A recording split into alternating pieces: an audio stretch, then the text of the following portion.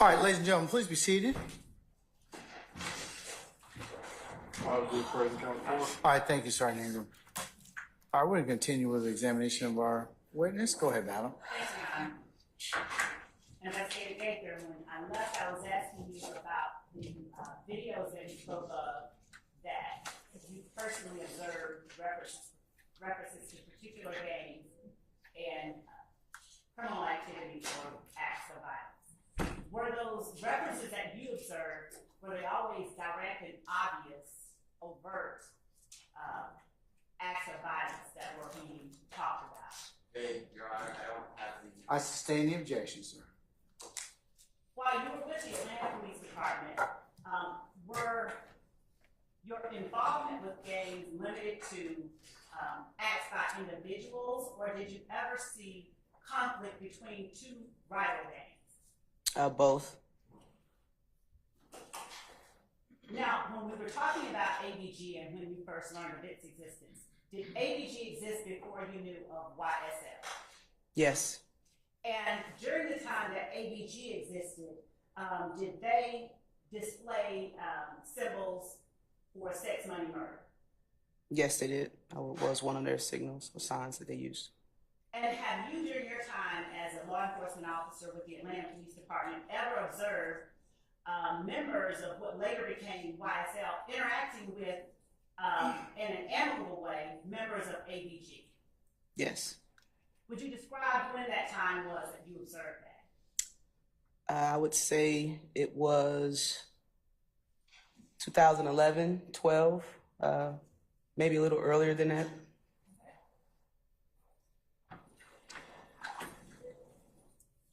What sorts of circumstances did you see later YSL members interacting with ABG members? We would see them on music videos. There were several artists within Atlanta Blood Gang, ABG, that would make music videos as well as like behind the scene blogs that captured, you know, everything that was going on during the making of the video. So we would see a lot of, you know, everybody from all neighborhoods would come and basically be in the music videos and the blog. Who are some of the people that you identified in those blog videos that were either associated with YSL later on or ABG? I'd like to see the actual video. What's the objection, sir? Application was an objection. Overruled. Go ahead, you may see. It was a lot. You would see Mr. Williams, Jeffery Williams in a video, Mr. Trontavious Stevens, Donovan Thomas, Justin Ushery, who had the rap name Bloody J. Seen Kenneth Copeland in some videos. I can't remember Micah's last name, but Do you know Micah Anderson? yes, I'm sorry, yes, Micah Anderson. He was also a well-known local rapper. Micah Anderson, Archuleta Bennett. Archillian Bennett? Archillian Bennett, yes.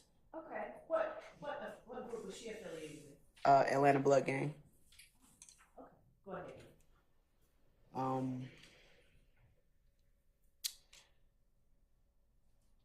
Walter Murphy. I mean, it would literally be hundreds of guys in these videos. I mean, Did the those are the, go ahead. I'm sorry, those are just the ones I can think of, just right off the top of my head.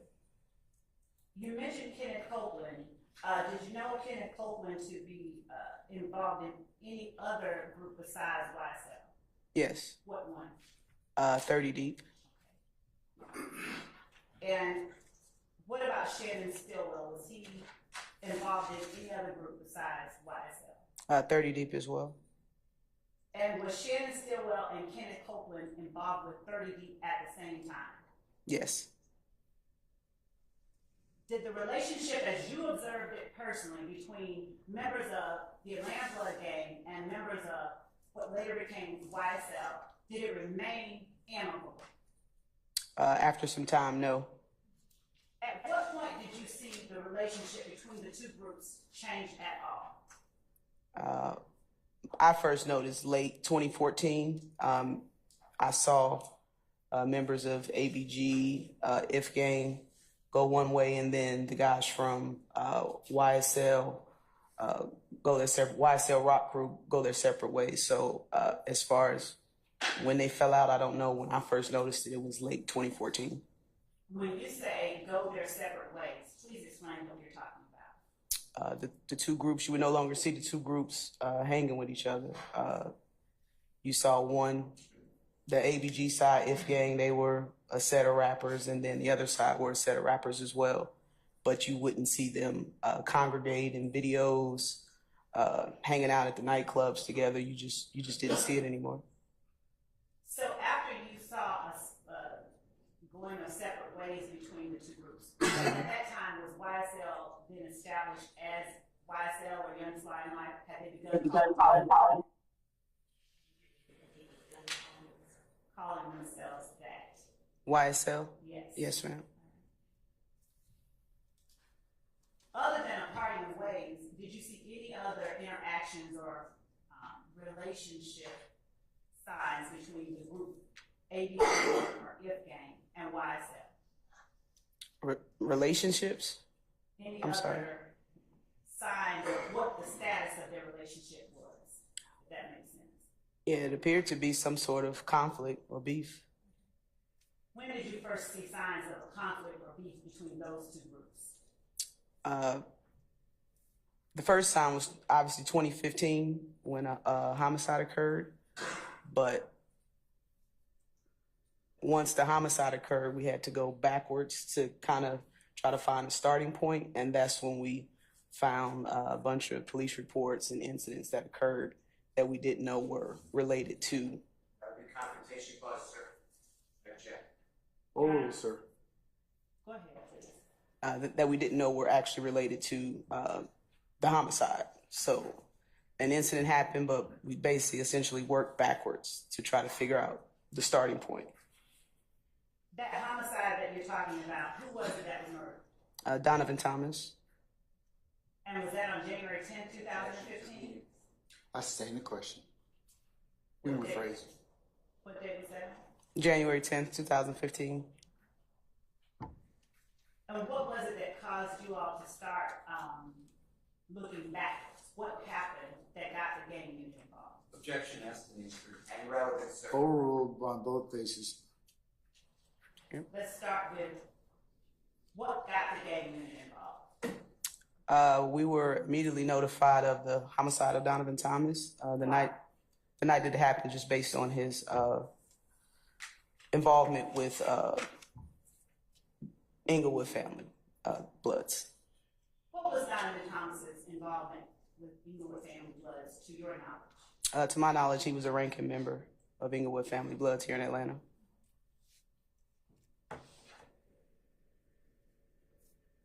After he was killed, who was it that reached out to the gang unit within the Atlanta Police Department? Was it the lead investigator or something else? Homicide unit. I'm sorry. Overruled, sir. Go ahead. The homicide unit reached out the night that it occurred. And were you one of the ones that they reached out to, or was it just the gang unit in general? I was one of the ones that they, I believe it was Investigator Thorpe, reached out to.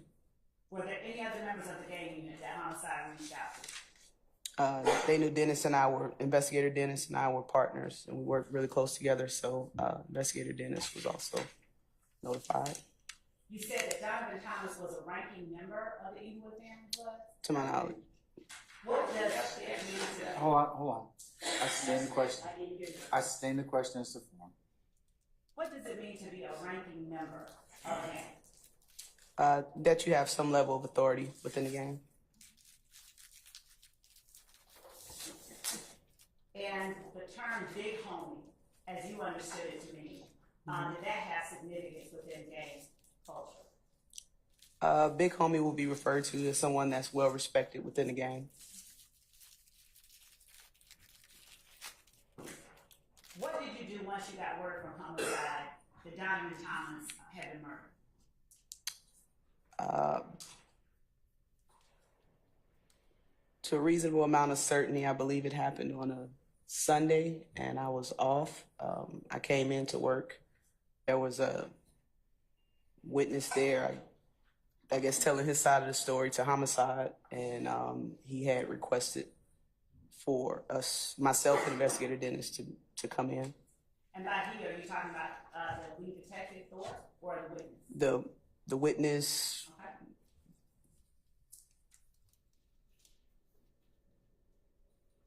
Do you recall where it was that Donovan Thomas had been murdered? In other words, what area of the city? Yes, it was on McDaniel Street, just south of Northside Drive. And what part of the city would you classify that as? Mechanicsville, Summerhill? I believe it's more or less on the lines of Castleberry Hills, but it's just on the opposite side of I-20, which separates Castleberry from Mechanicsville. And the person who came forward on the night that Donovan Thomas was killed, without saying what they said, who was that person? Kenneth Copeland. Did you and Dennis speak with Kenneth Copeland that night? Yes. Did you all speak with him later on, again, about similar matters? Your Honor, Without talking about what he said? maybe talk about what he said. Can we approach?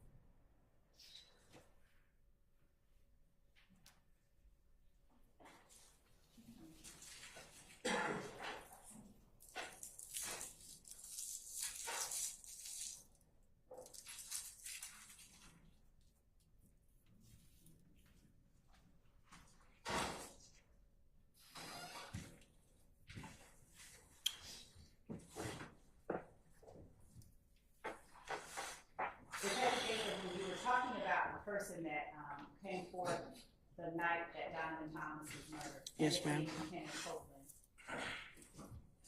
Was there anyone in particular that interviewed Lieutenant Copeland? And I don't want you to say what Lieutenant Copeland said. Yes, ma'am. Who?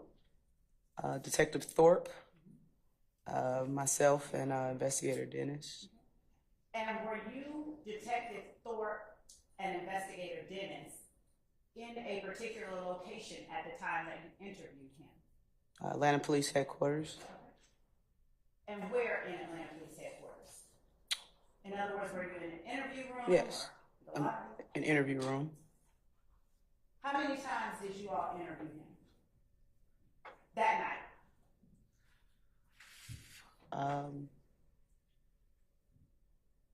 Not certain.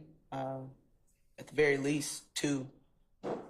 And did that involve him getting up and leaving and coming back, or somebody leaving out the room and coming back? How did that work? I can't recall at this moment. Okay. Other than Mr. Copeland, that night, did you all interact with anyone else about the Donovan Thomas murder? I personally didn't. Did Donovan Thomas have any particular nickname? Yes. What was that nickname? Nut or Big Nut. Once you heard from Kenneth Copeland,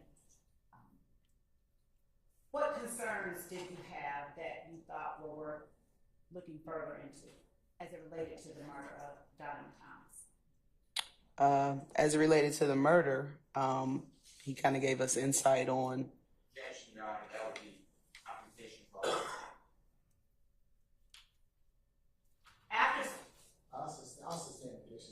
After he came down, Mr. Copeland, what did you all set out to do as it relates to the investigation of the Donovan Thomas murder? What did you all do specifically? Specifically for the murder, Investigator Thorpe was the lead detective. Investigator Dennis and I began to try to find the backstory of incidents that occurred prior to the homicide of Mr. Thomas. Was it only you and Dennis that were going back looking at incidents that occurred before Donovan Thomas was killed? No, there were other members within the gang unit. That was the hot case that was going on. So there were other members within the gang unit. And when you said that was a hot case that was going on, were all of the gang unit members working on that case during that time? Yes, and yes. Were all of the gang unit investigators and officers working on that case at that time? Not all of us. There was several of us working on the case. You personally, what did you do to start looking into the Donovan Thomas murder? What was one of the first acts that you did? After receiving some information, I began to look for calls for service, which are 911 calls placed, believe starting from October 2014 up until the date of Mr. Thomas being killed, which was January. Was there a particular area that you were looking for 911 calls related to? Yes, areas that were told by us, by Mr. Copeland, as well as known shooting locations from previous police reports or crime analysis reports. And how far back did the shootings that you were looking for go as it related to January 10th, 2015? How far back? Did the shooting incident that you were looking at start in October of 2014? Yes, Did you look for any shootings before October 2014? That was my starting point, was October.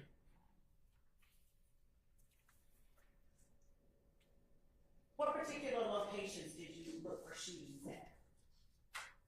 Like address-wise or business-wise? There were locations that Mr. Copeland gave us that we looked at.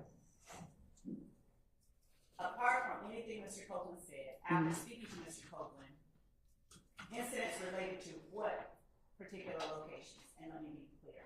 Are you familiar with Club Crucial? I am.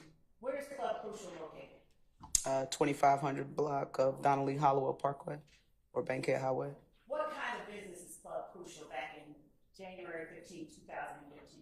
It was a nightclub. What were its hours of operation? I'm not certain, but it was open at least until 2:30 a.m. Was it open every day of the week? Objection, they should not serve. She didn't say that she was. I'll Was it open every day of the week? To the best of my knowledge, it was. Did any special events like fights or things like that happen at Club Crucial? Yes.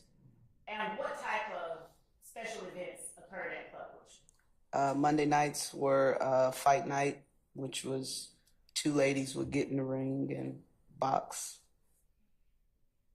Did that event draw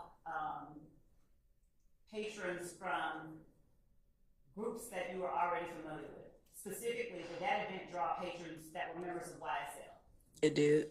Did that event draw patrons that were members of IFGAN? It did. And how far back were those fight nights, rather, happening in October of 2014? They were. To your knowledge, did IFGAN members and YSL members appear and go to those clubs at the same time, those fights at the same time? Objection asked and answered. And basis of knowledge could be computation costs. I'm going to sustain Mr.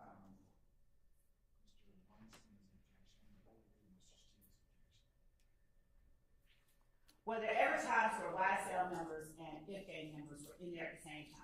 Objection asked and answered.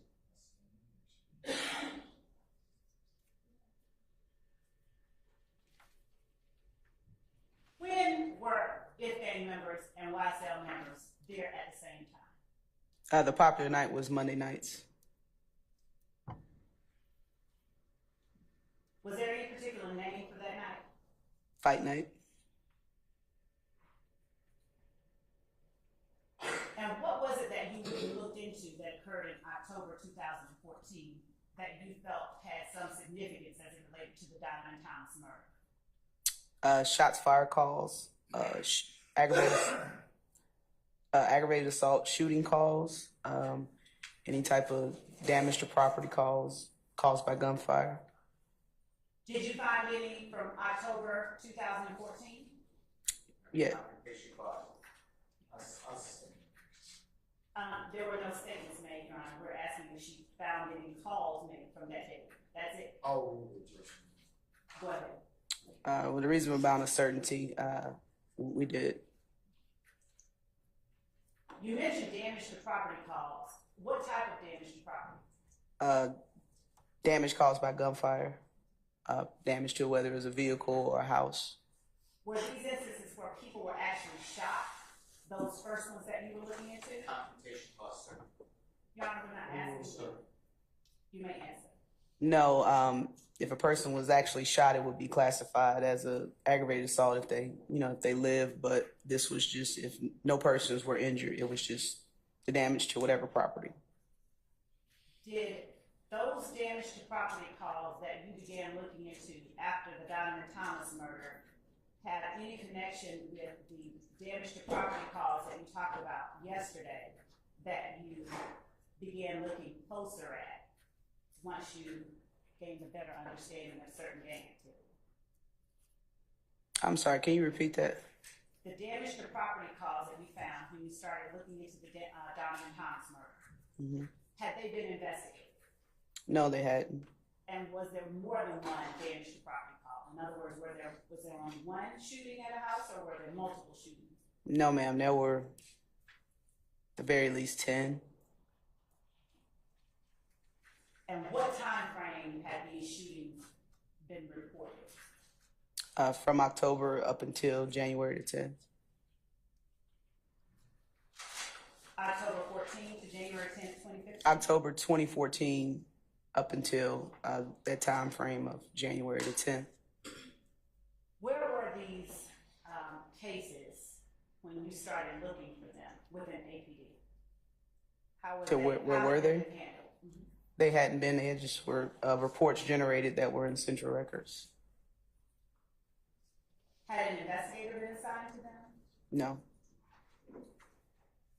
Had they been generated from 911 calls? Correct. Had ammunition been collected at these sites? It was. Some of them, yes.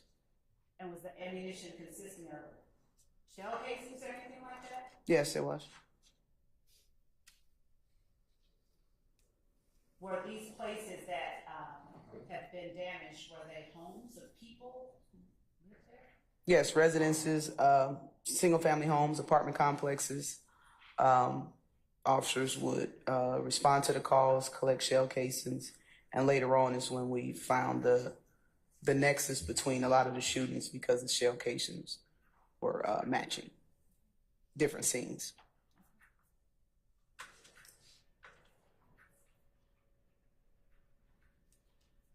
These are all incidents that you're talking about that occurred prior to January 2015, January 10th, 2015.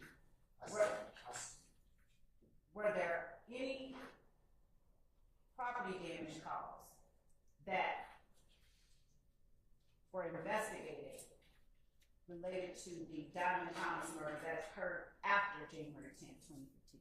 Yes. Do you know how many? That was a lot. Roughly the very next day after Mr. Thomas's murder, we began to get drive-by shootings left and right. I mean, they were coming in at a very high speed. Okay. And did the drive-by shootings involve anyone associated with either YSL or IF gang? That would be confrontation clause. Your Honor, I'm not asking what you said. I'm sorry, Mr. Chair. Overruled, sir. Yeah. As you investigated these shootings, were the persons involved associated with either IF gang or YSL? The victims, or Both, just in either capacity. yeah, we would see residents of both sides, YSL and IF gang, their family members or friends or locations where they were known to frequent. We would see retaliatory shootings at both residents. We would also receive shooting calls of the wrong residents, which was directly next door to a location that we knew to be involved with a YSL or or IF gang member. So there was not only just those people, but there were also people that had nothing to do with regular citizens whose property was being damaged. During the time that you all were looking into the Diamond Thomas murder, were you all looking at any social media or anything like that to get more intelligence about the two groups you were investigating? Yeah, we were. What types of social media sites were you looking into during that time? Mainly Instagram. There was some Twitter. I'm not super familiar with Twitter, but my main tool was Instagram. And without getting into the specifics of what any one particular post said, did you find any information that you were able to then use in your investigation on these social media sites? In relation to the actual murder, or all of the events occurring around the murder? In relation to the conflict between IF gang and YSL? Yes, we had posts from both sides that, Generally Overruled, speaking. sir. I didn't hear you. I'm sorry, that's the evidence rule. Overruled. And you're saying, Overruled. You can tell the jury. there were posts from both YSL and also IF gang disrespecting each other online.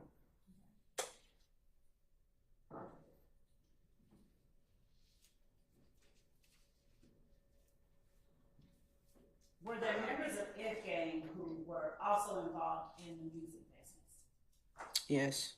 Who were some of those members? YFN Lucci, his real name is Rayshawn Bennett. He was a probably the most popular rapper within If Gang. Also Micah Andrews. Anderson, I'm sorry. Okay. He was a popular rapper within that group. Rich Homie Quan. I'm not certain of his real name, but that was his rap name. Justin Ushery, who was known as Bloody J. He was also a local rapper within If Gang. I think that's all I can think of at this moment. YSL. Mm-hmm.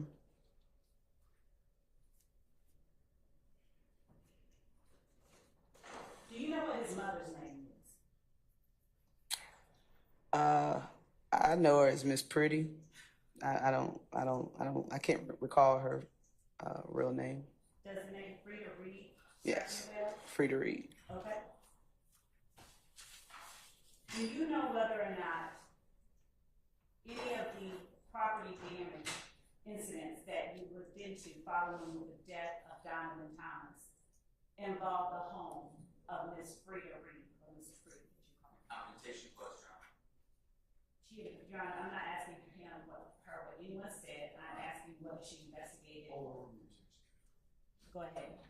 Yeah. Do you know whether or not any of the property damage calls that you investigated following the murder of Donovan Thomas involved the home of Frida Reed? Yes, her home was targeted several times. By targeted, how do you know? There were several shooting incidents that occurred at her home.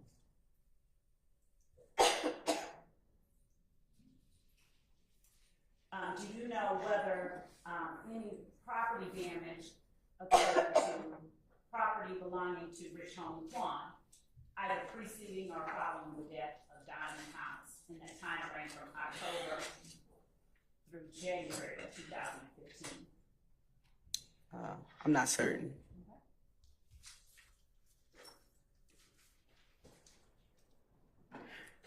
Was there any type of concerted investigation started by the Atlanta Police Department as a result of the murder of Donovan Thomas? That was asked and answered. Did the Atlanta Police Department work with any other agencies to begin investigating the murder of Donovan Thomas? Yes, we did. What agencies did you all work with? U.S. Marshals Service. We work with the ATF, which is Alcohol, Tobacco, and Firearms Bureau. We have an analyst from the GBI, Georgia Bureau of Investigations. What type of analysts? Crime analyst. What does crime analyst? Analyze crime trends. She helped us with a lot of charts and basically putting together information which we could read in a cohesive manner. Okay. I believe there was an FBI agent as well that assisted us. Is that something like what was usual since you have been at APD, that you work with that many different agencies? Objection relevant. Overruled, sir. No, that wasn't common.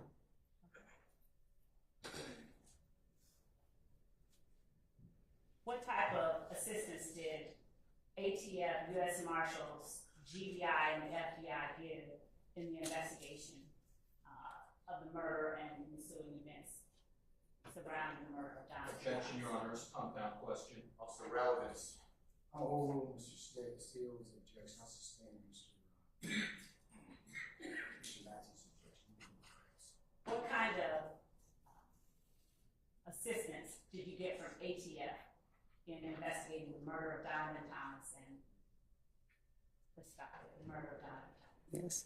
The ATF definitely assisted us with analyzing shell casings, which were placed into NIBIN. So when a shooting occurs and we recover any type of ballistics evidence, the ATF kind of spearheaded our progression with getting the results back in a faster manner. So that was their main focus, was the ballistics evidence, and also if a firearm was recovered, getting analyzed reports on those. Do you know how many shootings that you investigated following the murder of Donovan Thomas that you felt were related? Objection to her feeling, speculation. That you believe based on your investigation? Based on your investigation into the murder of Donovan Thomas and into incidents that occurred after, how many shootings did you determine flowed from or happened as a result of the murder of Donovan Thomas? Objection, Your Honor, foundation. You have also speculation. I'll sustain the objection. You might have a little knowledge. What did you do to investigate the shootings that occurred after Donovan Thomas was murdered on January 10, 2015? What types of things did you do? Tell the jury. Well, during the investigations, we obviously attempted to find surveillance video. The ATF assisted with NIBIN reports to try to link certain scenes with each other. We did numerous cell phone dumps, search warrants of residences, vehicles. We made a lot of arrests, interviewed a lot of witnesses and victims. I think that's about it. I'm social media search warrants for direct messages and also posts. During that time that you were investigating the murder of Donovan Thomas, did you investigate personal fights between members of YSL and members of IT Gang? Personal fights? Individual conflict. To some degree.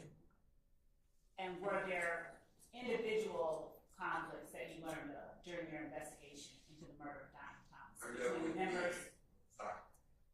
Learned there would be hearsay and or competition. That you investigated? Can you say the first part again, please?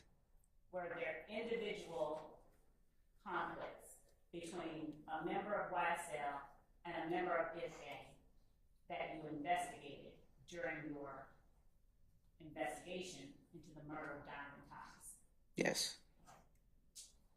Who were the individual members that you investigated conflict between? One in particular was between Mr. Kenneth Copeland, aka Woody, Lil Woody, and the other one was with Kelvin Watts, known as Shell Kel. Kelvin Watts was a member of If Gang and Woody YSL. When did that conflict occur? As far as I know, 2014, late 2014, that was kind of the start of all of this, to my knowledge. So late 2014. Did any other members of YSL get involved in that conflict that occurred with Mr. Kenneth Copeland? You're saying? It's speculation. I'll sustain the rest.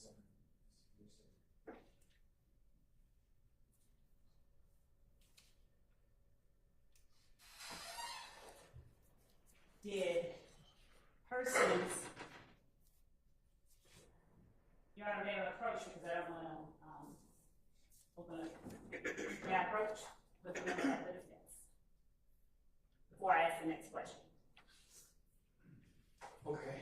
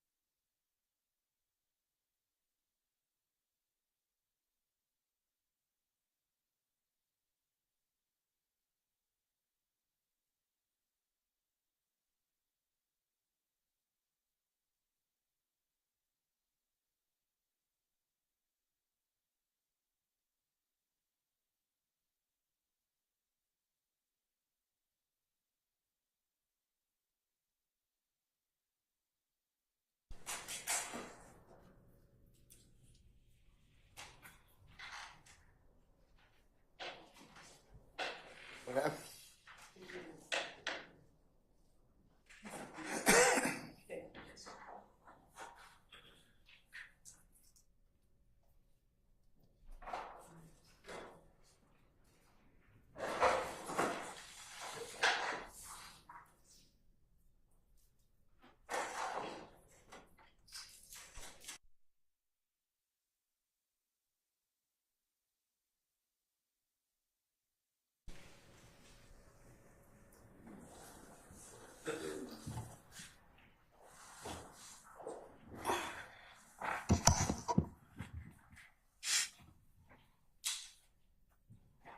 Were you able to confirm, personally confirm, with the YSL member involved, a YSL member involved, that that conflict actually occurred? Objection clause in hearsay, sir. I'm overrule the objection. Yes.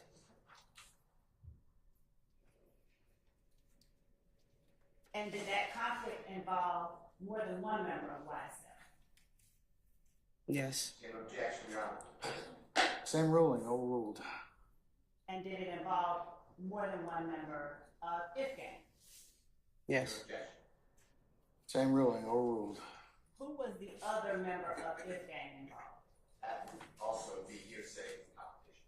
Overruled, sir. We speaking of Kelvin Watts? Yes, other than Kelvin Watts.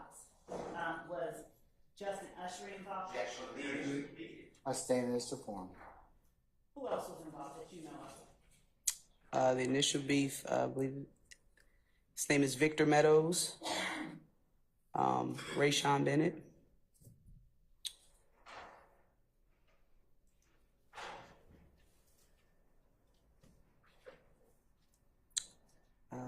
Donovan Thomas's other half brother, what's his name? What is his nickname? I can't think at this moment, but Marquavius Is it Curtis? Curtis, yes. Is he also called Greedy? Greedy, yes. Is he also called Greedy? Yes, Marquavius Curtis, aka Greedy. Okay. Uh-huh. So I can think of at this moment. Okay. How long did this investigation into the conflict between Young Limelight and IFGAN last? I retired in 2020 and it was still going on. What did you say the last part? I retired in 2020 and the conflict was still occurring at that time. What were you able to see personally that caused you to say that the conflict was still going on? Shootings and incident. That's not personal. I object. I'll sustain as to form. Rephrase, please.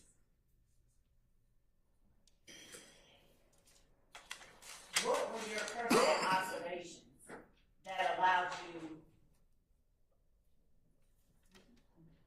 to believe that there was more to investigate as to the conflict between the gang and YSL? In 2020, up until 2020, Yes. there were still investigations involving different members from both sides shooting at each other. There were fights within the jail. Not personal observations. I object. Hearsay competition. I'm overrule the objection. I think that's what she's testifying to now, so Go ahead. I'm overrule the objection. That's my answer. And I'm going to show you, was there anything placed on social media that would have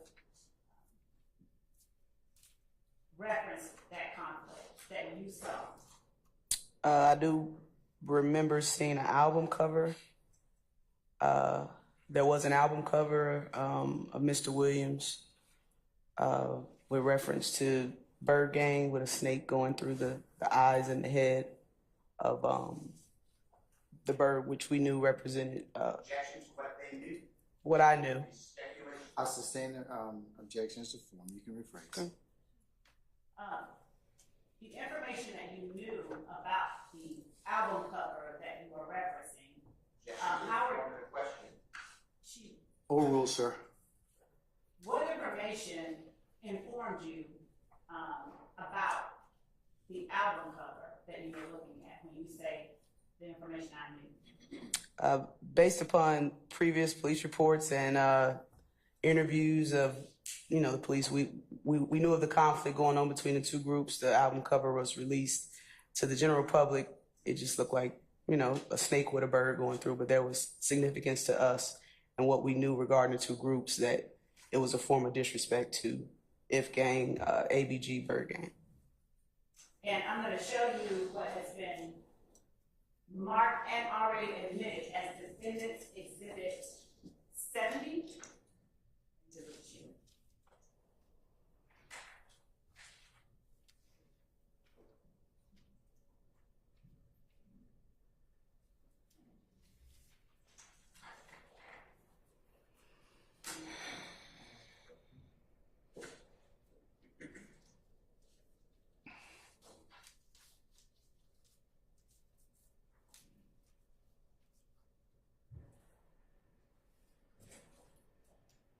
If you'll look on your screen to your left or over your right shoulder, are you familiar with, have you seen the exhibit that has been admitted as Defendant Williams Exhibit 70? Yes, I've seen it before. And how similar or dissimilar is that exhibit to what you were just describing? Looks like the same image. You got to speak into that microphone. Appears to be the same image. Thank you. And what was it, help the jury or help us to understand,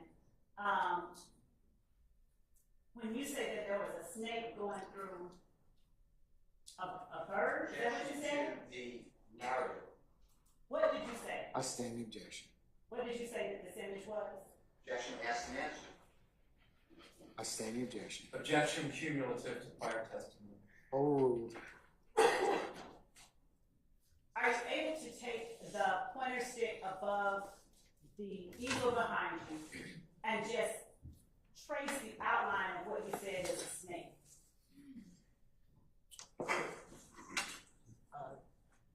This green and black item here. Okay. From here going up, out to the head of the snake here. And is the snake alive or dead? Objection. Basis. Speculation. Overruled. Looks to be alive and well. What about the bird? Would you trace the image of the bird? In the rear of it to here, round to the beak. And this would be the eye area. Now, is the bird alive or dead? Objection. Basis. Best evidence. Overruled. It appears to be decayed, dead. Okay, thank you.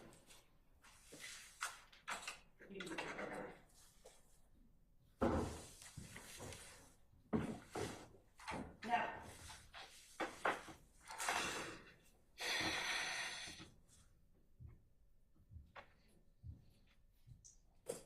the snake that we just saw, was there any significance to its color in your investigation into that conflict that you described? YSL members and associates identified with the color green, which represented slime. You talked about Rich Homie Quan. Did he do music as well? Yes. And did you know him at some point to do music with the defendant Jeffery Williams? Yes. Was that prior to or before October 2014?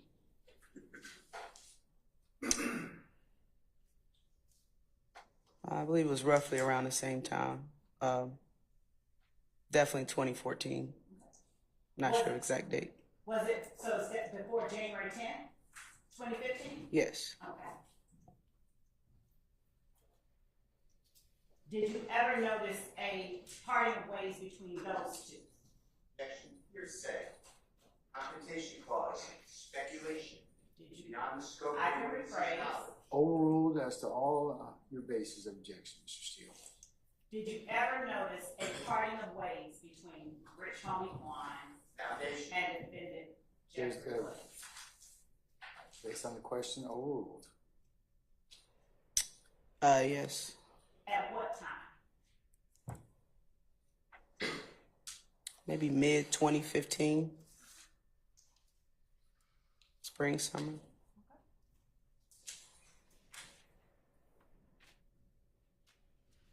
What did you see personally that reflected that parting of ways? I'm going to ask for a foundation, otherwise it's hearsay. I stand the question as to form. You can rephrase. Did you personally observe signs of that parting of ways? That's vague, object. I'll overrule the objection.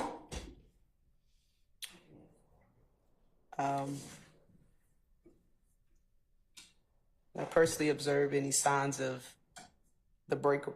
The parting of ways. Um, Did you ever see them? Objection to the witness not be allowed to answer the question. Let her finish answering the question, Mr. Lee. Sure. If you need any clarity on that. okay. Objection to the question. Overruled.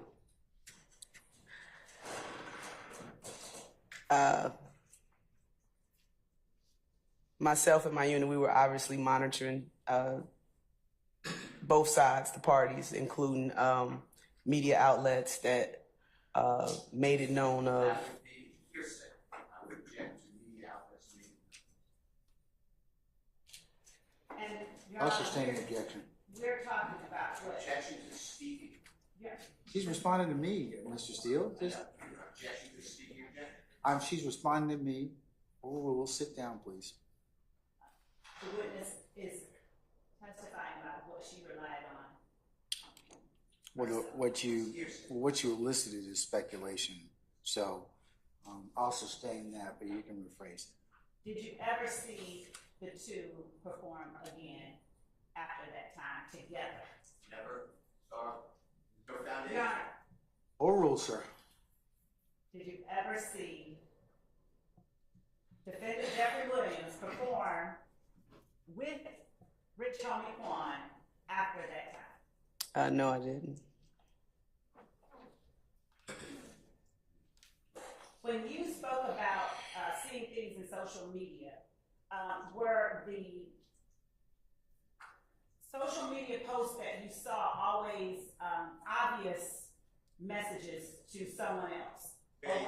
Or I sustain the question. was it always apparent, the meaning behind what you were reading? No objection. I sustain the question. I'll rephrase. Have you heard references to have you heard references in YSL songs released by members of YSL, to persons who were a member of If Gang after the death of Diamond Thomas? That would be hearsay. It's too vague. Your Honor, if she herself has heard it and can speak Oh, from her, that's what I'll sustain the objection. You probably need to lay a little more foundation right now. Did you begin to monitor, as you began to monitor social media, what did you see that, if anything at all, that referred to or related to conflict between YSL and If Gang? Call for hearsay. Overruled, sir. Yes, that is. Overruled.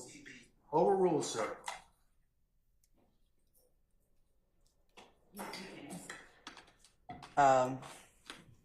Immediately after the shooting of, the murder of Mr. Thomas, when another shooting would occur, we would see members from both gangs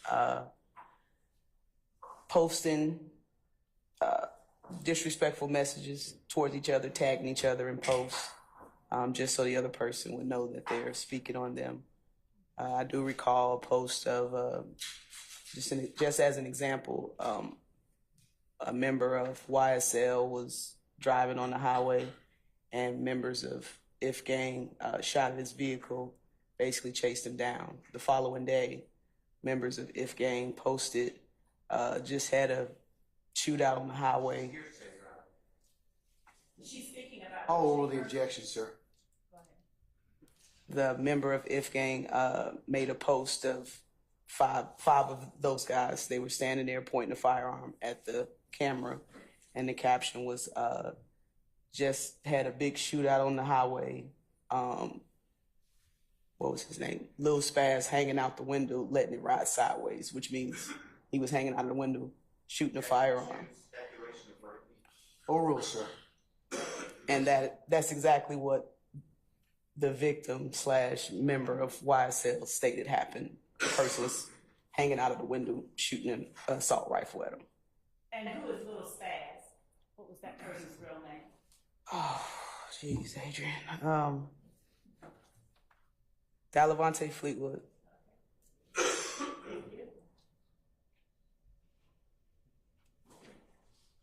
Was If Gang called up? Did they still refer to themselves as If Gang further into? I sustain the objection to the form. I finished the question. May I, Your Honor? Rephrase it, just what you're. Do you know whether If Gang referred to themselves as If Gang later on, past 2015? Or did the Atlanta Police Department recognize any other names that If Gang members began to call themselves?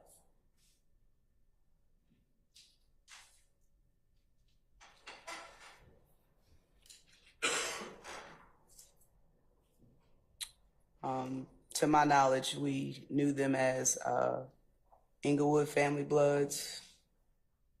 Some members referred to themselves as Haiti Gang.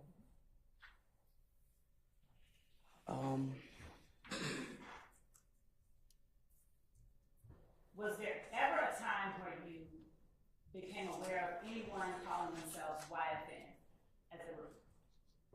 Yes, And when was that? roughly 2016, I can recall. And what were the members of YFN? First of all, was YFN a group that the gang unit classified as a gang Objection to what the gang unit classified. based I sustain that question as the form. based on your experience and your personal observations? Was YFN a gang? That's beyond jurisdiction. That's not. Mr. Steele, overruled. You may answer. Was YFN a gang? Yes. Yes. Okay. Did it have a head as far as you could see? A leader? Yes. One of the most notable persons was the rapper YFN Lucci.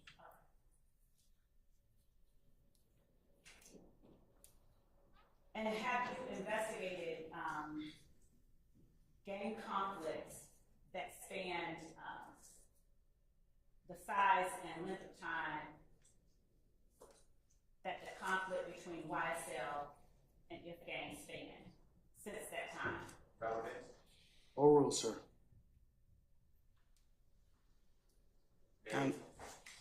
Overruled.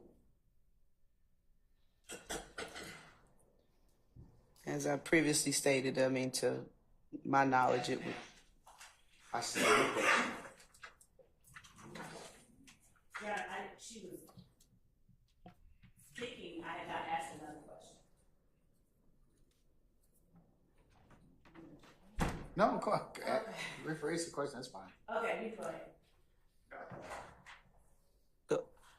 The beef hadn't stopped when I left the department in 2020, so I personally hadn't seen anything like it. It had not stopped. Yes, ma'am. During 2015, while you were looking into did you call it? Did you think of it as a war, a gang war? Objection, Your Honor. I stay in the question. During 2015, as you were looking into the back and forths between YSL and F-Gang, did you investigate crimes that were committed by YSL members against people besides F-Gang members? There was a significant spree of retaliatory shootings between the two groups. Were you at all involved with a shooting involving a young man by the name of Dexter Montgomery? Yes. How did you become involved in that shooting? Hold on one second.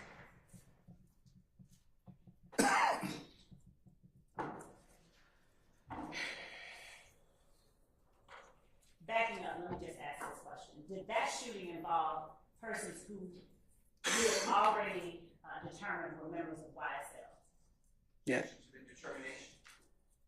I stand as the form. Did that shooting involve Walter Murphy? Yes. Was Walter Murphy YSL at the time? Yes. Did that shooting involve Kelvin Treadwell? Yes. Was Kelvin Treadwell YSL at the time? Yes. Did that shooting involve a person called Nard, whose actual name is Demise Mullen? Yes. And was Demise Mullen YSL at the time? Yes.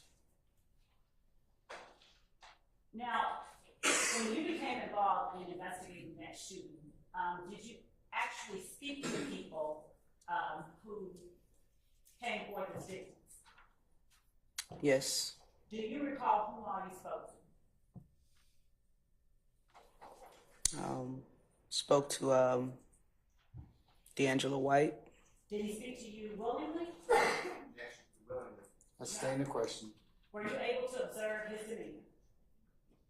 Yes. And were you able to understand the words that he said to you? For the most part. And based on your interactions with human beings, did he appear eager to speak to you? Objection, Your Honor. That calls for speculation. Oh, sir. I'll just start. Was he willing to speak to you? Yes, he spoke to us. Did he want to be seen talking to you? No.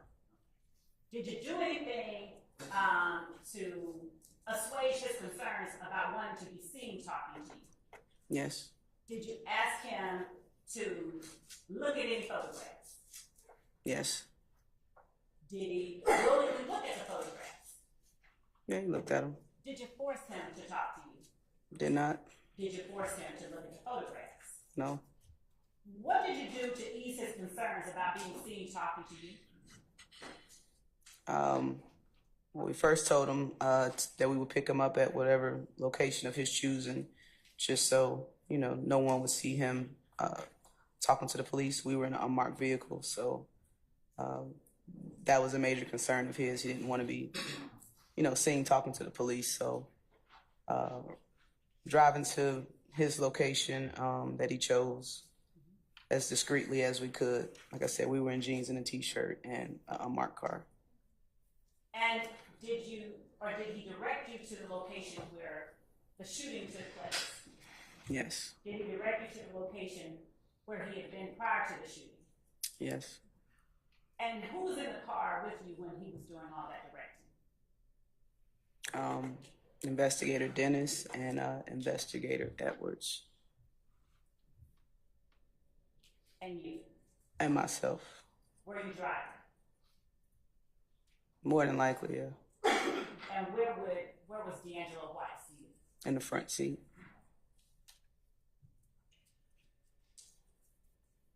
Before you had spoken to D'Angelo White, had you obtained any kind of footage from the gas station where he had been before the shooting? I did. And do you remember how it was that you got that footage? I requested it from the initial detective that was handling the case. I don't believe he gave it to me, so our Homeland Security unit got a copy of the video and left it on my desk. All right. I'm going to show you.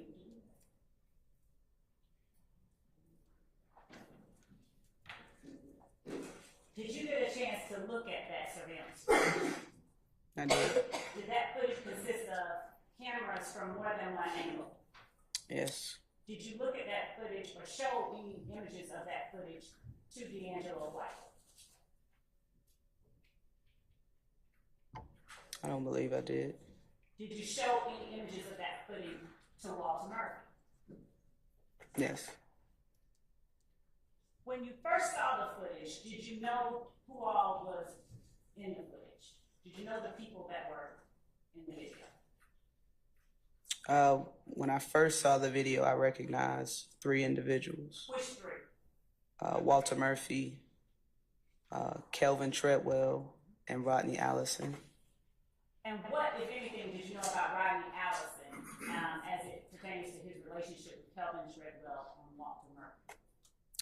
I knew he was associated with them. I hadn't had any personal interactions with him, just, you know, kind of hearing his name and different things. But I knew what he looked like.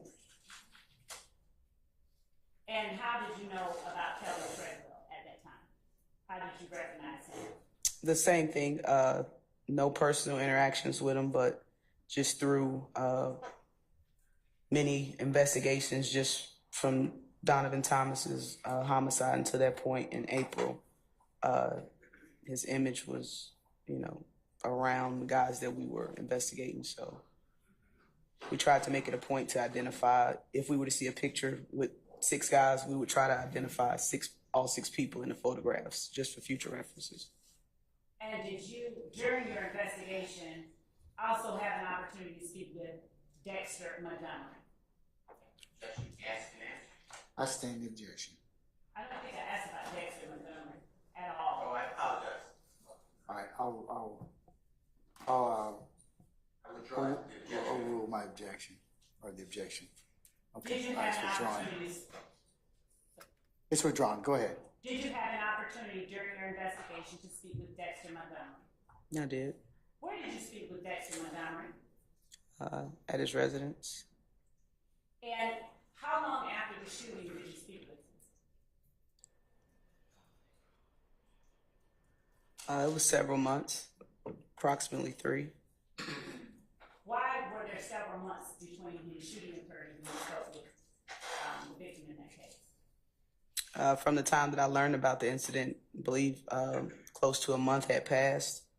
And also, Mr. Montgomery was recovering in the hospital from his injuries. Okay. Did Mr. Montgomery speak with you willingly about what he remembered? He did.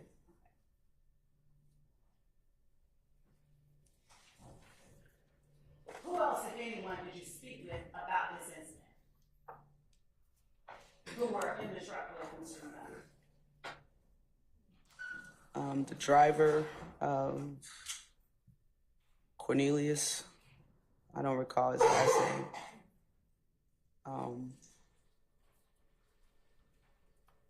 Christian James, I believe he was a passenger in the vehicle. And another gentleman, Terrio or Terrion, something. Moody? If you say so, sound about right. I believe. I believe I spoke with him as well. Okay. And Mr. White. I don't know if I said D'Angelo White. And excuse me, you said in the vehicle or in relation to the incident? First I said in the vehicle. Okay. I'm sorry. Were those all the people that you spoke to? I spoke to Miss Tina Clark. Okay. She was in a vehicle. Your Honor, Go ahead, go ahead. actually, based on what the witness saw, I think she can testify I'll overrule the objection, sir. She's just gonna testify to what she saw. That's fine. Tina Clark, she was in a vehicle with Mr. Treadwell, Mr. Allison, prior to the shooting. And who else did you speak with? Of course, Walter Murphy.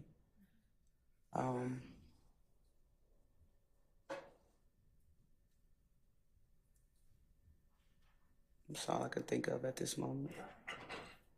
How many times did you speak with Walter Murphy? For this incident? Yes. 3. Did Walter Murphy tell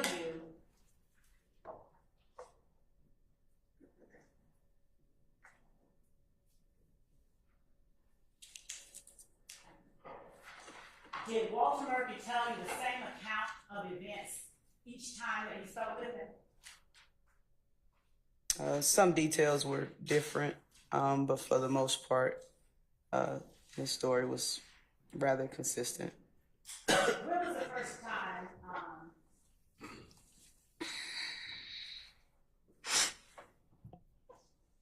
did you speak with Walter Murphy, without giving any details, in July of 2015? Yes. And when you spoke with them, were you the only one in the room with them, or was there someone else in the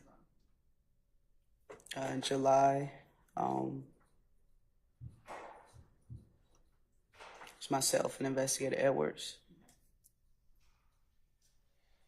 Was that the first time that you spoke with Walter Murphy about this incident?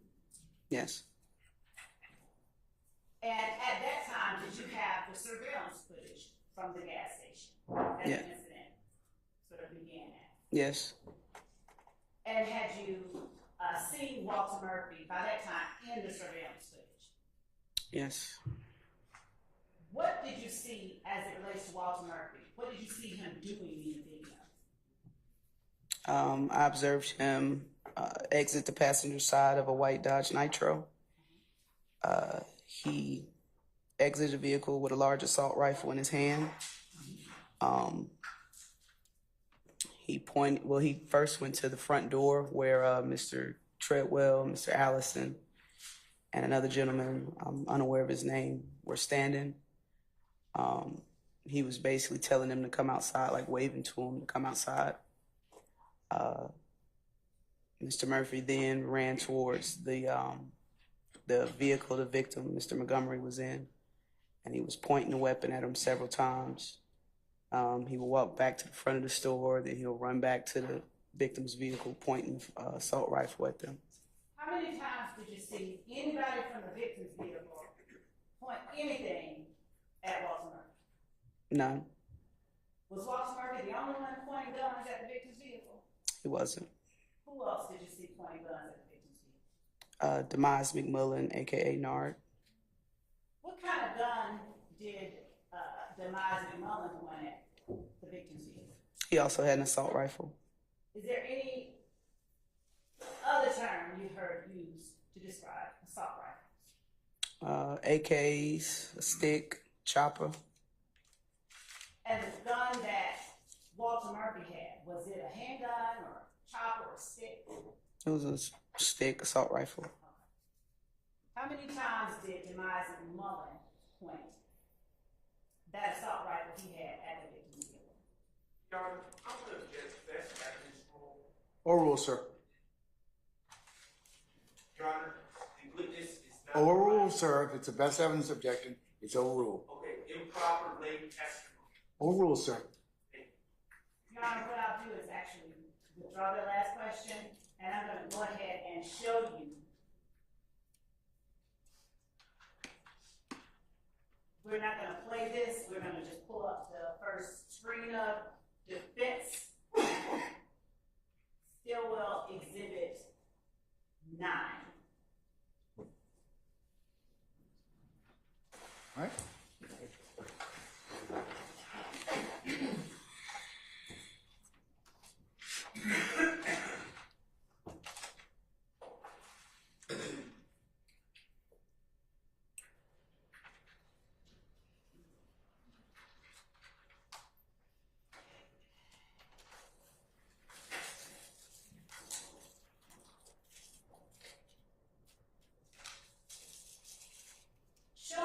on the screen, still shot of Defense S Exhibit 9 at the time marker 01841. Are those images that you recognize from the surveillance footage that you got from Mr. Bell? Yes. All right. I'm gonna now show to you what we have marked as State's Exhibit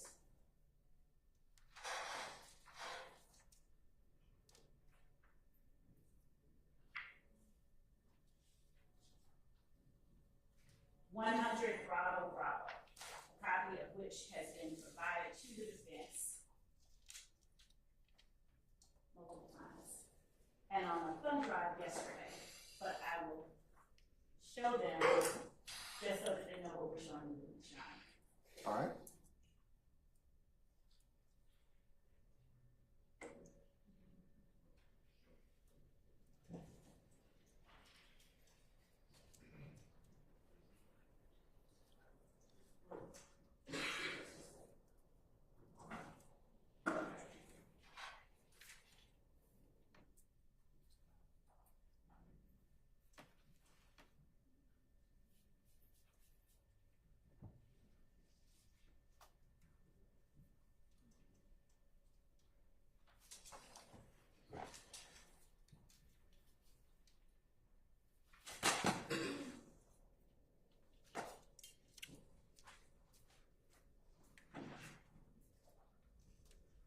Is the thumb drive that these are the files that we gave to you all.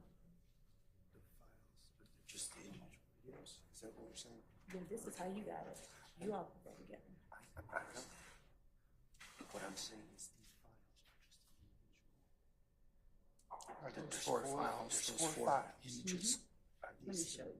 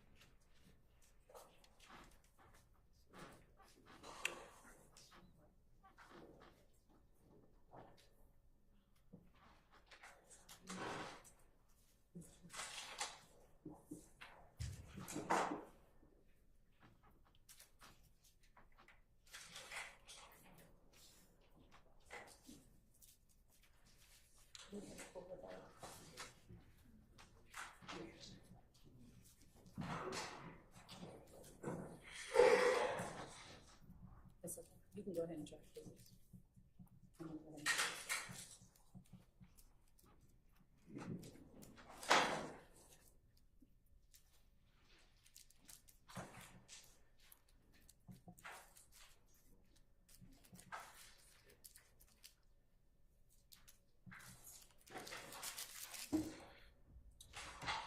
Counsels, while you're doing that, ladies and gentlemen, I have it on good authority. Somebody needs to take a comfort break. So let's go ahead and do that. We'll recess for 10 minutes and we'll come back, okay? All rise.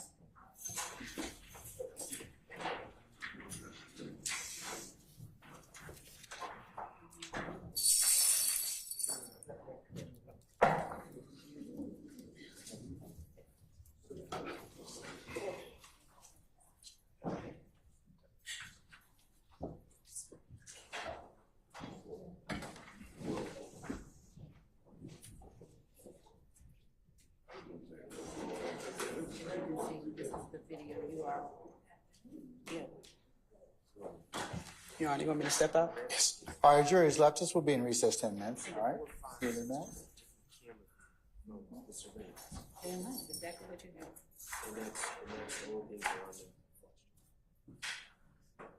That's the only thing she's gonna be showing.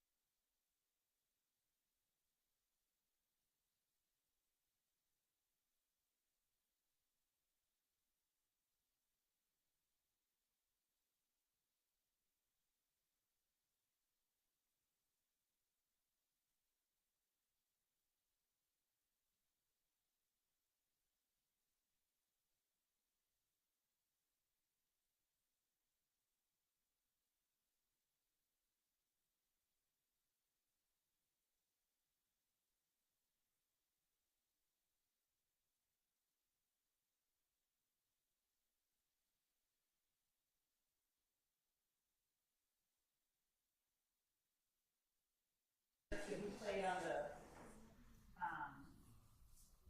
Zoom as well, so that everybody can see it? Which board? That big thing you brought in Yes, here? so that, and not only there, so that the fire is right here. And I can't see in other words. I mean, the people, you're gonna draw an objection. They just, it was playing on all of them.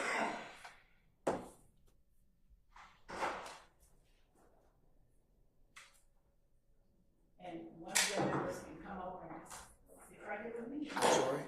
I said, one of their members can come over and sit right here with me if they don't trust this to say.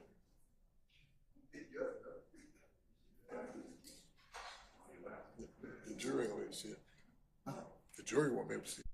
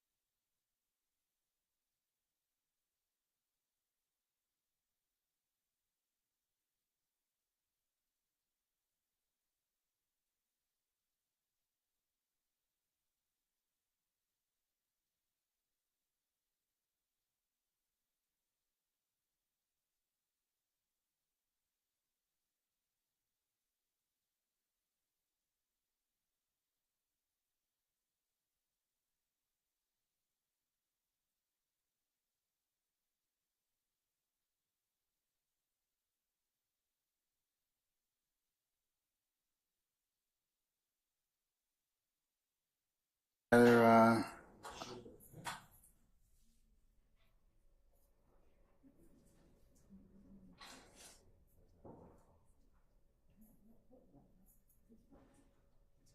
Ms. Love, I don't see I don't see any problem with that particular. That's fine. Yeah.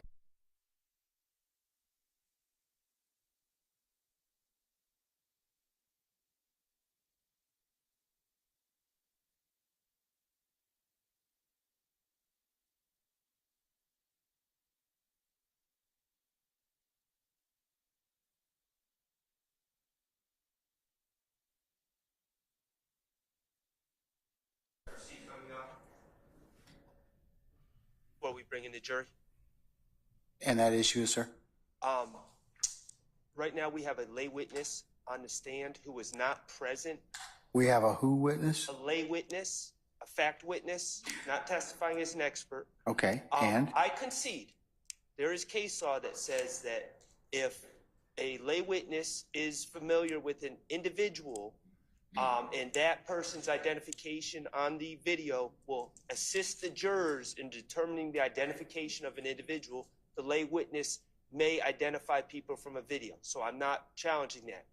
But I am challenging the ability of a lay witness who was not present at the scene to narrate this video, because the video speaks for itself. The jurors are able to analyze the video and take from the video what they may, and they are in the exact same position as Detective Gaither, who was, like them, was not present at the scene. Now, Walter Murphy, I asked him about things. He was actually present.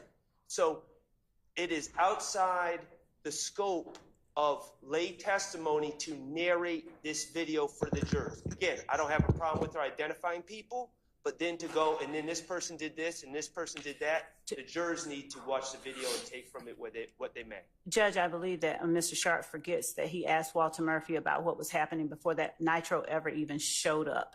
This video is already in evidence, and for the record, I would like for the witness to speak about certain things that are displayed. Mr. Sharp specifically, and I thought it was kind of humorous, at one point asked, is this woman pumping gas? Walter Murphy wasn't on the scene. He hadn't even pulled up yet. And here he is asking Walter Murphy, did Tina Clark pump gas?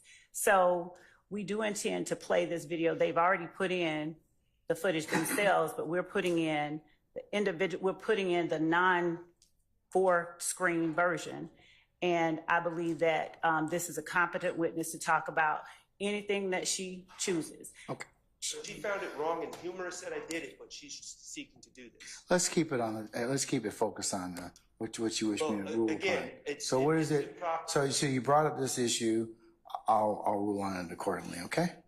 Okay. Right now, if it's in evidence and she has a basis to talk about it, she can. And she does. She interviewed both Walter Murphy and she interviewed D'Angelo White. A lay witness cannot testify to what's on a video unless their testimony aids the jurors in some way in interpreting the video. Now, again, identifications, I don't have a problem with. That's not true. But beyond that, she's just narrating a video. I don't. That's not the role. Unless you got some case law, I'm gonna overrule your objection. Okay. All right. Let's bring in our jurors, please. All right. Yeah, bring in our witness too.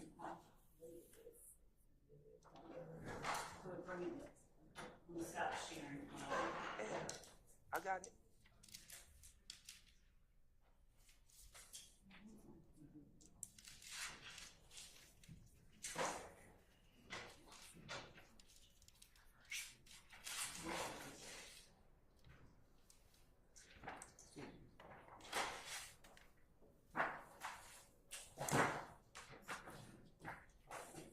All right, summon our jurors, please.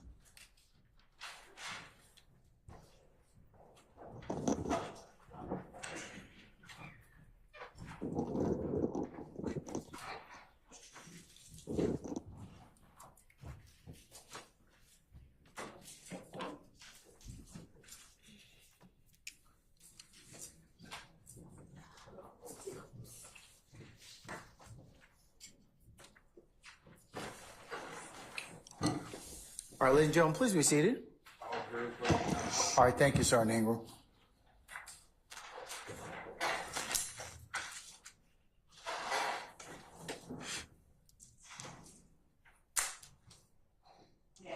Yes, you may.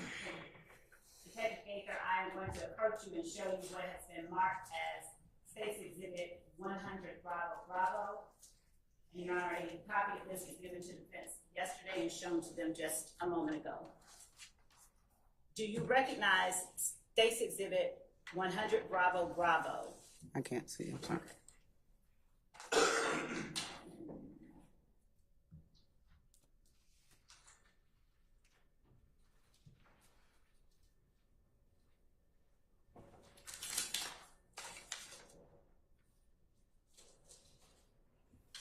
Do you recognize this surveillance footage? I do. How do you recognize it? If you could talk a little bit louder. Surveillance footage from the shooting of Dexter Montgomery at the Citgo station. And is this the same surveillance footage that you saw in the defendant's exhibit that had the 4 squares on it? Yes, that's the actual videos. Okay. Your Honor, the state tender State's Exhibit 100 Bravo Bravo as evidence. Any objection? Hearing none, it will be admitted and may be published as you see fit. Thank you, Judge.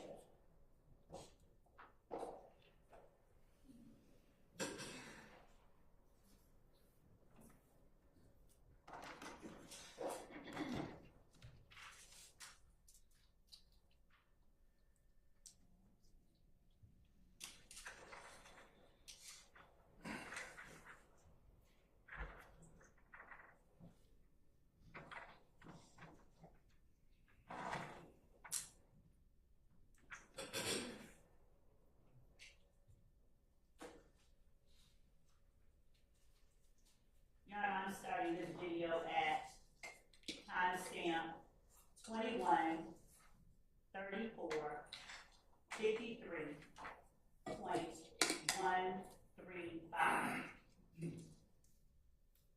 Just for the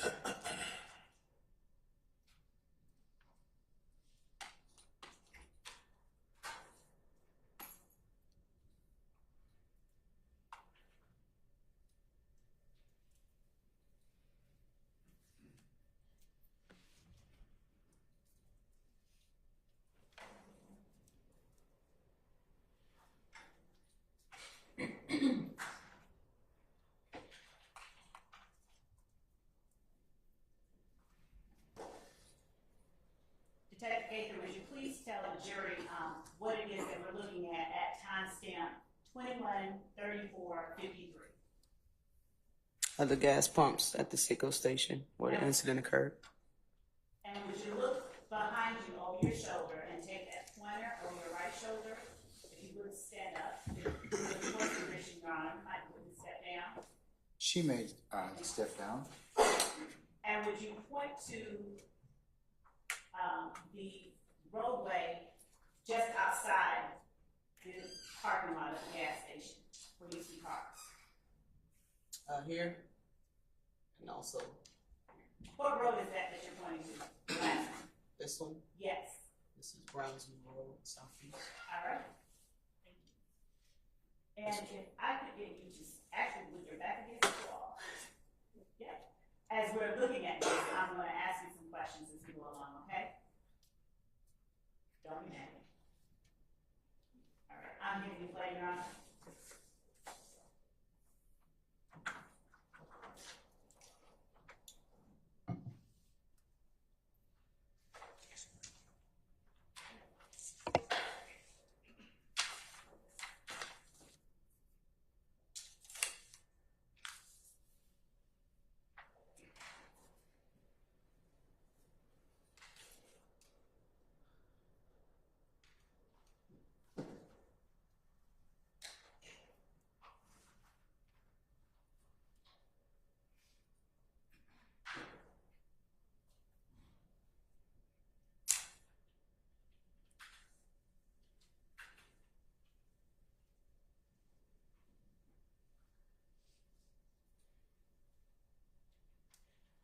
I stopped the video at 21:35:41.911. For the record, would you please tell the jury what it is that you've observed as it relates to Browns Mill Road, a vehicle, and the gas pumps at this gas station? As you guys can observe, two vehicles came off of Browns Mill Road towards Jonesboro. At this point, I'm going to object under OCCA 24-4-602, as well as discussion in drawn DRAUGH and the A311 Georgia 378. I can hear you. You're on that. I'm sorry, 311 Georgia 378. And 2024. Your Honor, may I respond? Now, Your Honor, the record is not reflective of what is being shown to the jury. We are not asking the witness to talk about things that are being said. We are asking the witness to state for the record as with her own eyes, as she can see, and we're not asking her to describe anyone's. The state is listening testimony from a lay witness. I'm overruled objection, okay? Thank you, sir. Thank you. All right. You may answer the question. Detective Gates, please tell the jury what it is, for the record, that is occurring as it relates to the road you pointed out, the gas station parking lot, and the pumps in the gas station parking lot. Yes, ma'am. So as you all can see, two vehicles traveling eastbound from Browns Mill Road into the Citgo parking lot right here at the intersection of Browns. This is Jonesboro Road. This is Browns Mill Road. You see the two vehicles both pull into the parking lot here, and the other one will come here and eventually go on the opposite side. All right.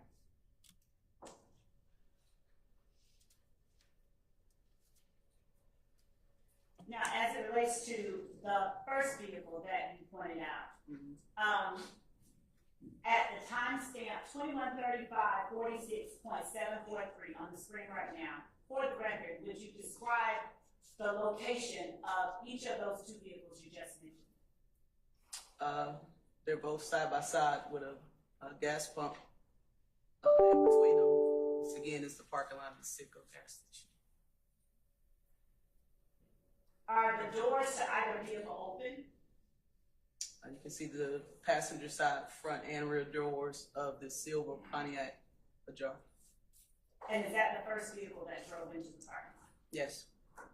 Are the doors to the other vehicle open? No. I'm continuing to play.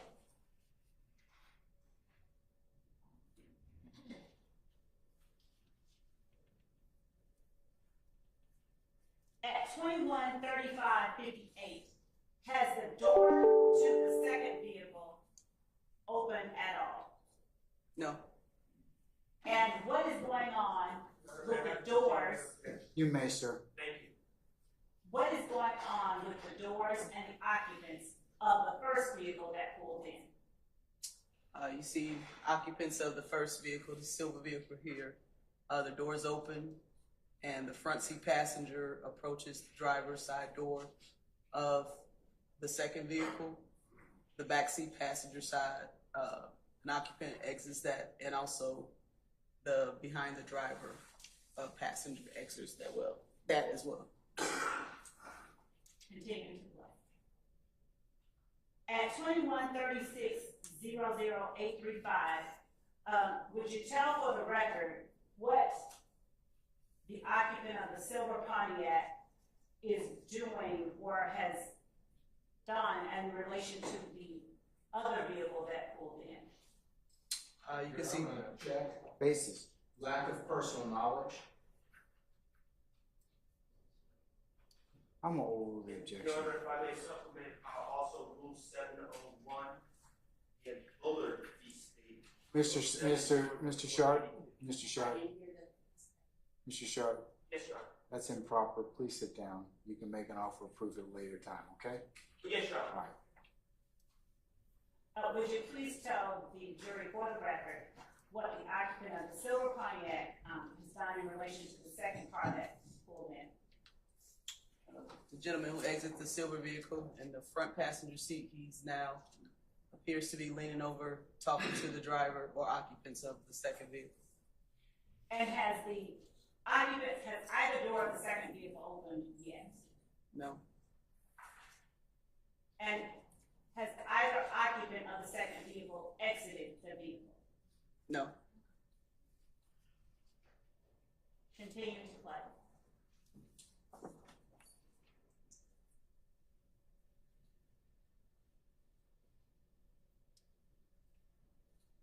At 213609.840, how many occupants have gotten out of the silver Pontiac that drove in first? 3. Is there another occupant near the gas pumps? And if you can't tell, that's okay. At this angle, I can't tell. Has anyone gotten out of the blue vehicle that pulled up after the silver Pontiac? No, no.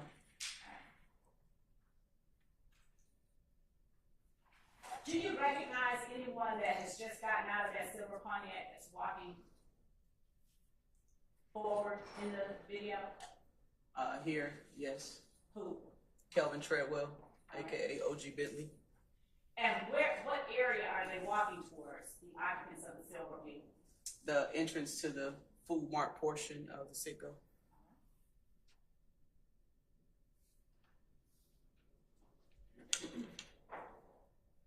At 213617, has anybody gotten out of the blue vehicle?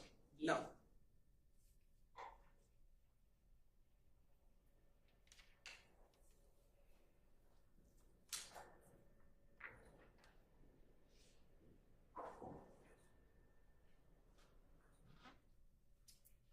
What about 213637? Anybody out of the blue vehicle yet? No.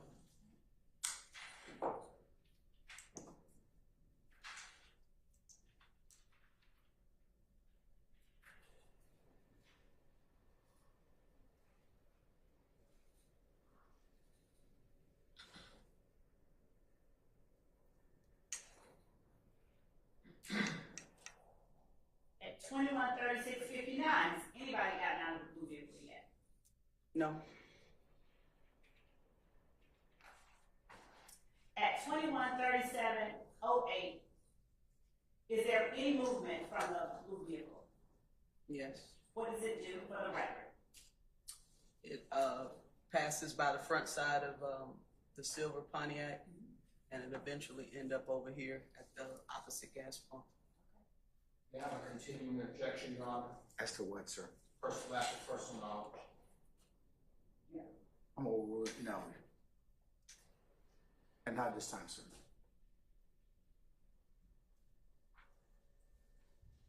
At 213714, what, for the record, is the blue vehicle doing? It stopped in front of the silver Pontiac.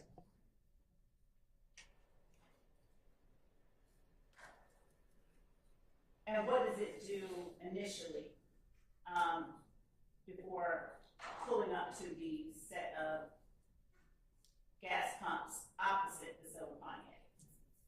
It reversed a short distance and then pulled to the side of it near the, so the driver's side doors are next to each other. At this point, have you seen anybody get out of the blue vehicle? Not at this point.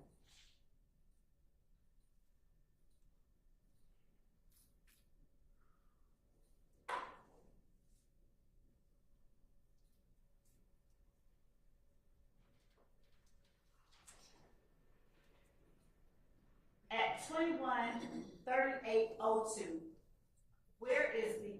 what has the blue vehicle done since the last time that I asked you a question about it, for the record? Is now next to the adjacent gas pumps of the silver vehicle. Is it directly situated next to, or is it behind and to the right of the Pontiac? Actually leading. I stand the objection. Would you please, for the record, clarify exactly where the blue vehicle is in relation to the Pontiac at 213802.705? Behind it and directly to the right of it. Thank you. And are the brake lights on? They are. Well, they were.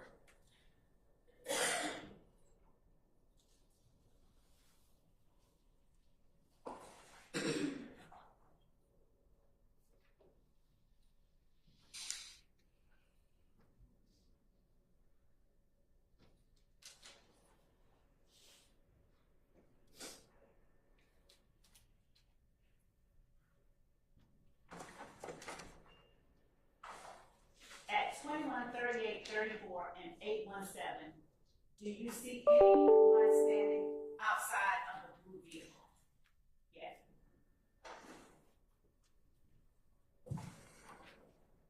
Doesn't appear, no.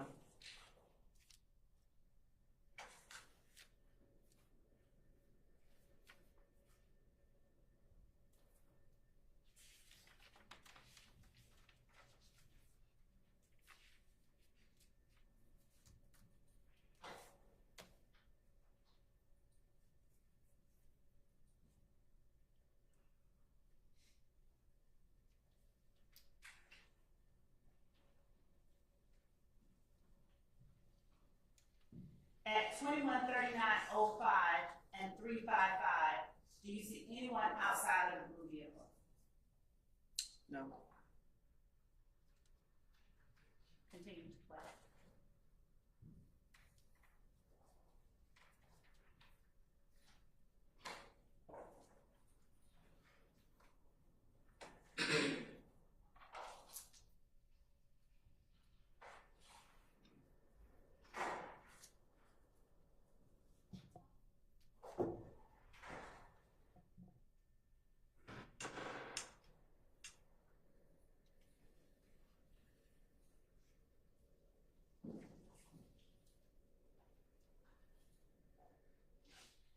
At 21, 39, 40, what, if anything, do passengers in the silver Pontiac do? Do you see any movement, for the record, of passengers from the silver Pontiac? Yeah. Would you like me to say who that person is? Or Do you know? Yes. How do you know? I later spoke with her, Who is that person? Miss Tina Clark. And what does Miss Tina Clark do at 21, 39, and 48? She exits the driver's side door and goes around to the actual pumps, gas pumps on the opposite side of the vehicle. Okay. Do you see anyone outside the blue vehicle at 21, 39, 48.339? No.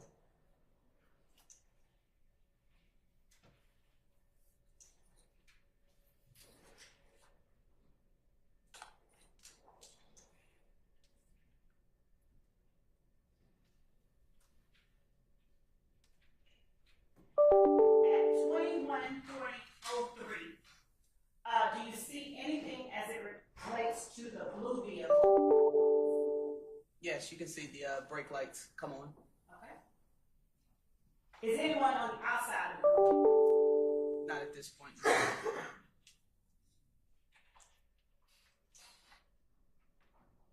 Are the doors open or closed on the silver Pontiac? This time stamp, it appears just the driver's side door is open.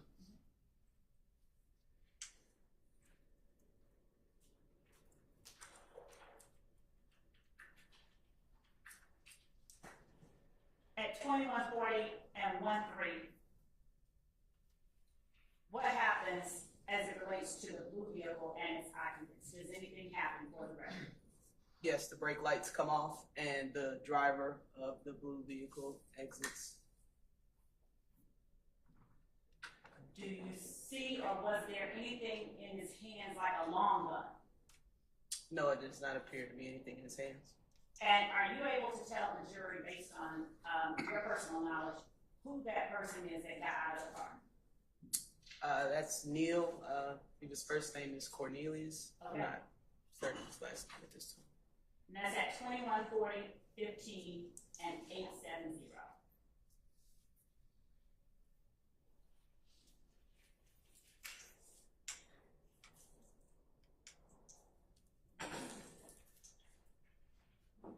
At 2140-27, what do we see Neil do? You can't see it from this angle, but there's vehicles parked here at the front entrance of the store. You have an objection, what's the basis? If it's not seen on the video, then yes, I do. What's the basis of your objection, sir? It would be, Detective Gator's not there, it would be the honest story information for this video. Your Honor, Yes, ma'am. Your Honor, there are angles that have been looked Well, at. then that ask we've her, shown. I'll sustain the questions to form, ask her another question.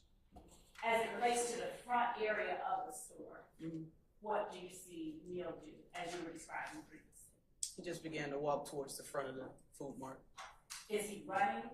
No, And as he walked towards the food mart, did you see evidence of anything in his hands? no. And now at 2140 and 43.308, would you tell the jury for the record what Neil was doing? He appears to be walking back towards his blue vehicle. Okay.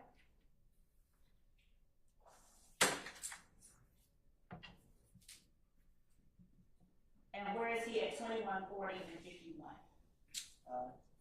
The driver's side door. And he enters the car. Of the blue vehicle? Of the blue vehicle, yes.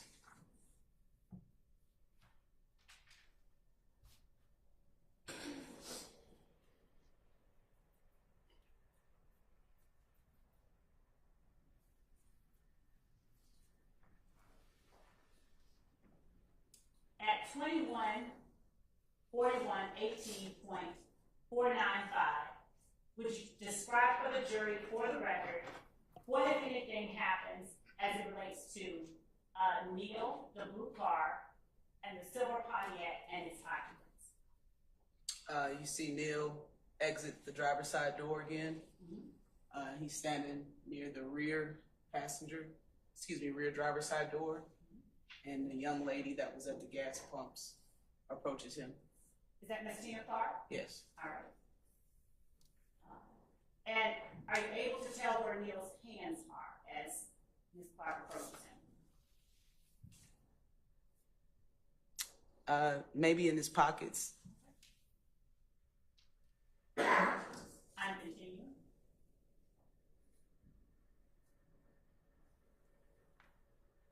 At 214124, where are Neil and Ms. Clark? They're standing in between their two vehicles, and they shook hands.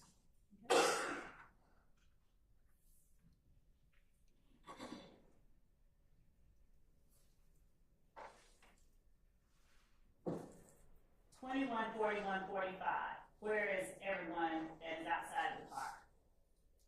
Ms. Clark, she's standing at the driver's side door, and Mr. Cornelius is near the back seat door, driver's side. And has anyone else gotten out of the blue vehicle so far that you can tell? No. Is any door of the blue vehicle open? Just appears the driver's side, the front door. Okay. Ms. Lowe? Yes. You got about another 5 minutes before the end of the business day, okay? Then I'm gonna let this play out and not ask him.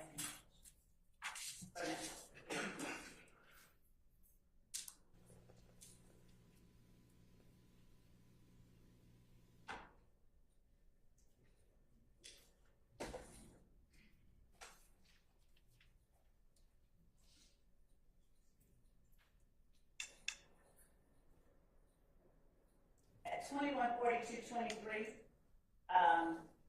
where is Neil in relation to the occupants of the silver Pontiac? The same spot near the rear driver's side door.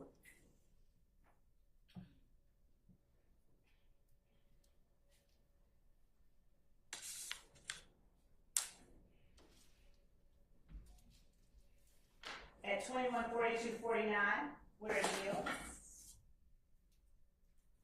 It appears to be the same spot. Is he talking to the same young lady? He is. Are there other occupants of the silver Pontiac on the other side of the car? Yes.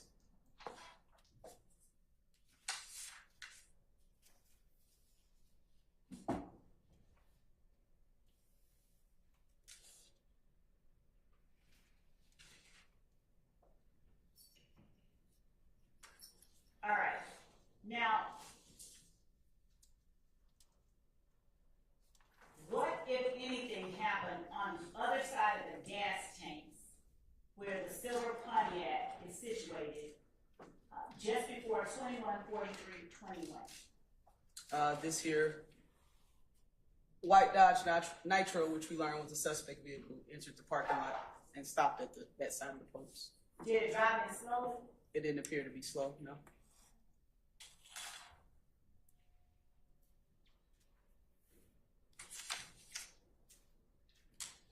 What does Neil do when that Nitro comes up? He immediately walked back to his vehicle and entered the driver's seat. And what happens to the occupants of the Dodge Nitro? All three exit the vehicle armed with firearms. At 214328, have you seen Neil with any type of object that even resembles a firearm? You can't even see Neil at this point. He's inside the vehicle. At 214332, what has Neil done? He's gotten into his blue vehicle and closed the door. And what about the occupants of the Nitro? What is happening at 214332 and 823? They're walking into the parking lot armed with firearms.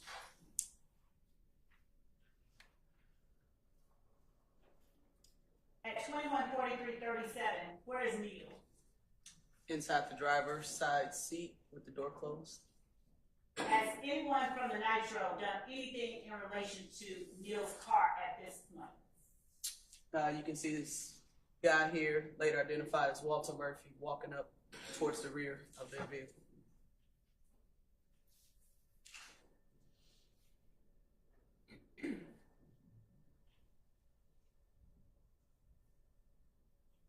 At 214348, is there anything you can see in Walter Murphy's hands?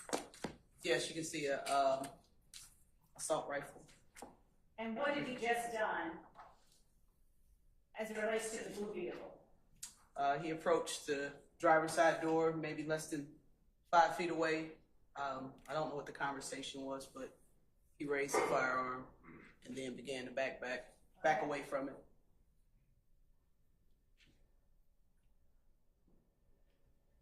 Is his face covered, Mr. No. Murphy's? No, All right. And what is he doing at 214351? he's attempting to conceal the rifle into his jacket Okay. And where is he walking? towards the front entrance of the food mart. What is the blue vehicle doing? Brake lights came on, so it appears that it's putting in gear to leave.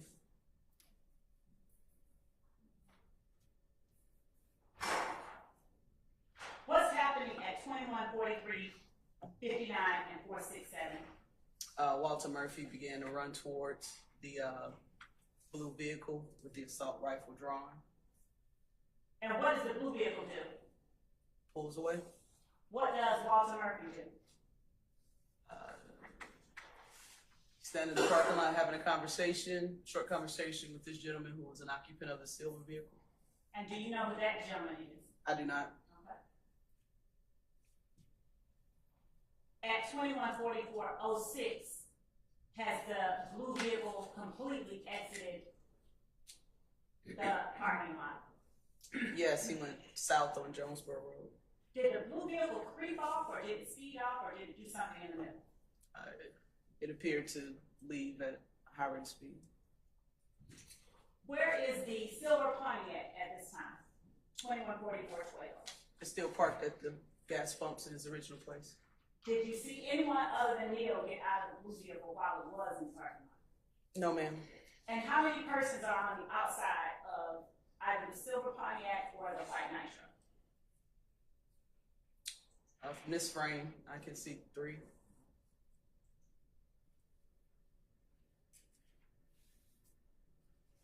All right, Ms. Love, we're about done for the day.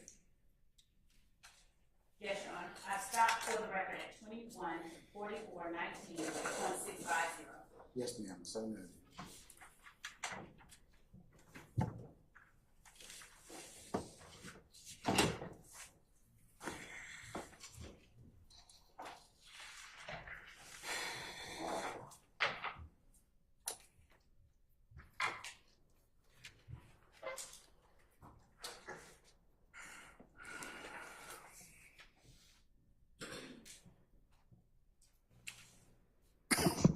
All right, Detective Gaither, can you come back and visit with us again on Monday? If you could be here for 8:30? Yes, sir. Okay, all right. Have a nice weekend. Don't discuss your testimony with anybody except the attorneys in this case, okay? Yes, sir. All right, thank you, madam.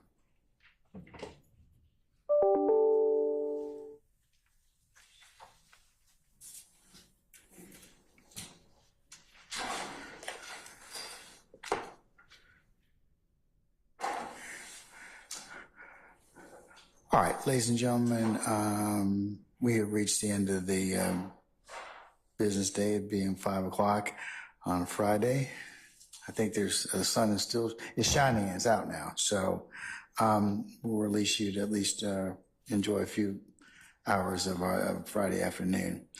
Ladies and gentlemen, do you have any ministerial inquiry of me? Anyone? Okay. Monday, I need you to be here by 8:30 for anticipated 9 o'clock start time. And we'll have a regular work day on Monday, okay? All right, let's go through our admonitions. As you leave to go home for the weekend, leave your notepads in the basket. Remember, you're not allowed to discuss the case as you're leaving in onesies and twosies or in a group waiting for whatever mode of transportation that you are utilizing. Please resist temptation of talking about this case when you go home. Do not watch any news accounts of this particular case. Don't go on any third-party sites, and try and add to your understanding, because remember, you can only consider what's been presented to you in the 4 walls of this courtroom. Of course, do not let any third parties discuss this case within your presence and hearing. If anybody should try and reach out to you in regards to discussion or anything about your involvement, you need to, of course, contact Sergeant Ingram and myself immediately. Don't go by and visit any of the scenes that may be depicted as they've been testified to so far. And remember, you are not authorized to sit back there in any other location and recap or otherwise handicap the testimony that you've heard. You can only consider this case once it's been presented to you and I've given you instructions on how you to consider that and begin your deliberative process. Ladies and gentlemen, again, thank you for your extreme patience with us and the patience that you'll continue to give us as in the resolution of this matter. So unless you have any other questions for me,